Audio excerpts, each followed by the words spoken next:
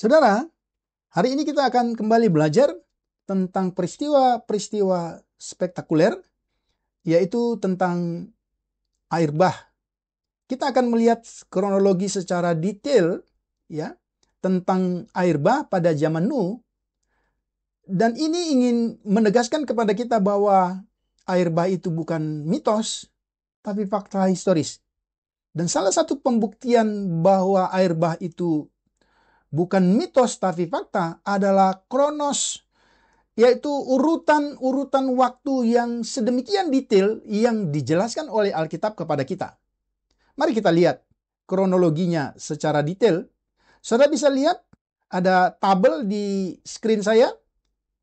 Saudara bisa lihat pasal 7 ayat 11 mulainya air bah ya.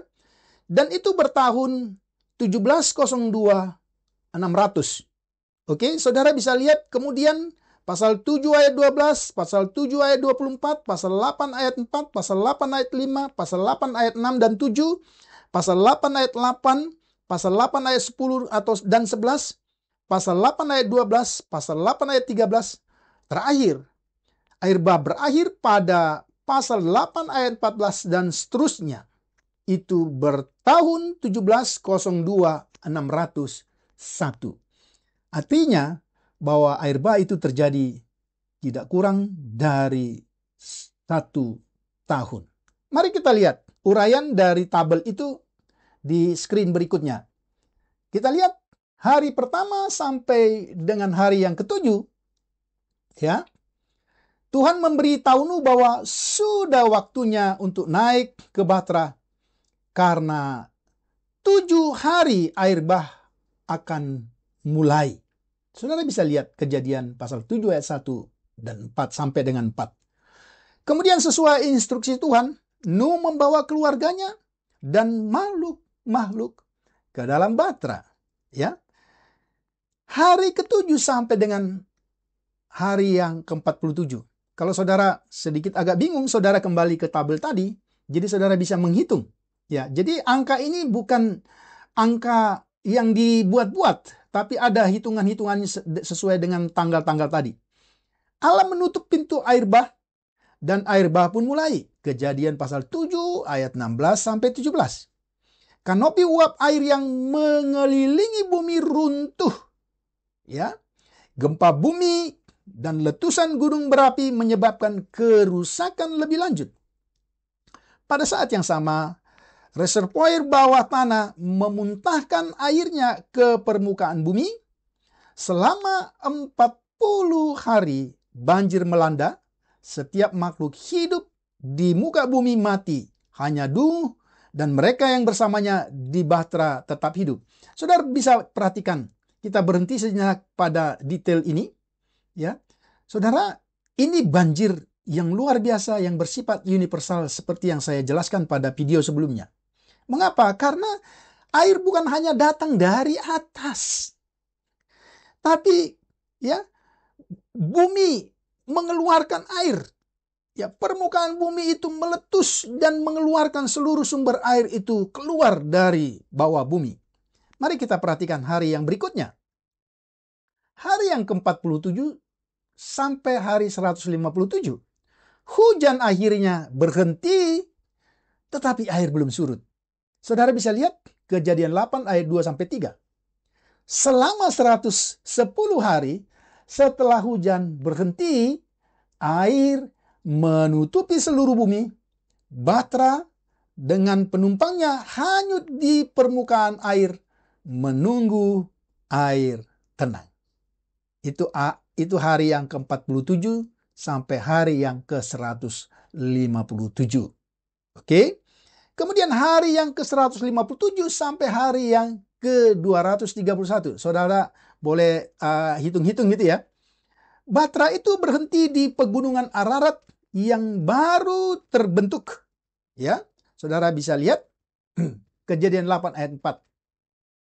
selama 74 hari lagi setelah Batra itu berhenti, ya, Nuh dan keluarganya tinggal di dalam penampungan mereka, masih di dalam Batra.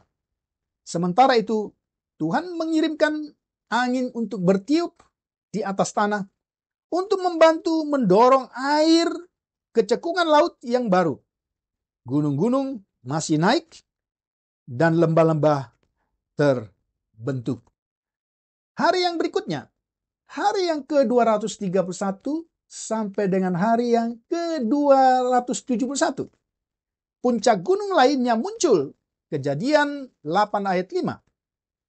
Begitu air mulai surut, tanaman dan tumbuh-tumbuhan berakar dan mulai tumbuh. Ini dunia yang baru, ya. Kemudian 271 sampai 299. Nuh mengirim burung secara berkala dari jendela Batra untuk memeriksa kemajuan proses pengeringan. Saudara bisa baca Kejadian 8 ayat 6 sampai 12. Nuh mulai mengirim burung setiap minggu selama 7 hari berselang untuk melihat apakah tanah itu sudah kering. Yang pertama, seekor burung gagak, dan yang kedua, seekor merpati. Keduanya kembali setelah terbang ke sana kemari. Ketiga kalinya, merpati yang dikirim Nuh kembali dengan sehelai daun zaitun yang baru dipetik. Seminggu kemudian, merpati yang dikirim Nuh tidak kembali lagi ke Batra. Artinya, tanah sudah kering. Iya, kemudian hari yang ke-299 sampai hari yang ke-321, Nuh menunggu 22 hari lagi. Ini saudara bisa baca Kejadian 8 ayat 13a. Bumi terus mengalami proses pengeringan. Dan hari ke-321 sampai 378, ya, jadi kurang lebih dari 1 tahun, ya, Nuh melepaskan penutup Batra dan melihat dengan matanya sendiri air telah hilang dari permukaan bumi. Kejadian 8 ayat 13b. Tanahnya masih belum cukup kering untuk kehidupan hewan. Nuh dan keluarganya masih harus menunggu di tempat penampungan, yaitu di dalam Batra. Hari yang terakhir, hari ke-378, Tuhan menyuruh Nuh untuk keluar dari Batra. Ya, saudara perhatikan. Jadi masuk ke dalam Batra sesuai instruksi Tuhan. Ya, kemudian keluar dari Batra juga sesuai dengan instruksi Tuhan. Pasal 8 ayat 15 sampai 17. Nuh, keluarganya dan semua makhluk turun dari air bah untuk memulai hidup baru di dunia yang baru atau di dunia yang sangat berbeda. Nah, saudara, sekali lagi, saudara bisa lihat tabel yang ada pada bagian awal dari video ini. Dan kemudian saudara buka Alkitab mulai dari pasal 7 ayat 11 sampai dengan pasal yang ke-8 ayat 15 sampai 17. Dan saudara akan menemukan penjumlahan hari-hari yang saya jelaskan dalam video ini. Kiranya penjelasan ini bisa membuat kita semakin memahami dan semakin percaya pada kebenaran firman Tuhan yang adalah bersifat historis. Tuhan Yesus memberkati. Salam.